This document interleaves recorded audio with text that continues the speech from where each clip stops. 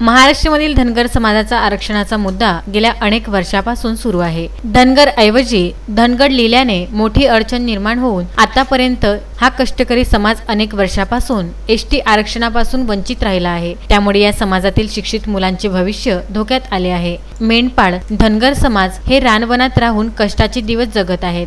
केंद्राने राज्य सरकारने अत्यंत जाचक कायदे निर्माण करून धनगर समाजाचे शोषण करीत आहे।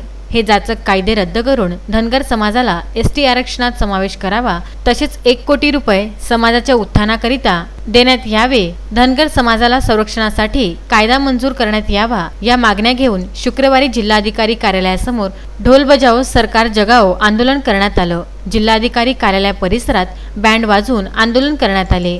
या आंदोलनात प्रांजली गोफणे, जानवी गोफणे, आदिती तालन, सृष्टी घुरडेसह अनेक धनगर समाज बांधव मोठ्या संख्येने उपस्थित होते। दुसरा मुद्दा असा की काही दिवसापूर्वी आम्हाला 1000 कोटीचं पॅकेज मंजूर करण्यात आलं होतं, पण त्याचं फक्त आश्वासन देण्यात आलंय, त्याची पण अंमलबजावणी झाली नाही। हा दुसरा मुद्दा। आणि तिसरा मुद्दा आमचा धनगराचा धन म्हणजे मेंढी।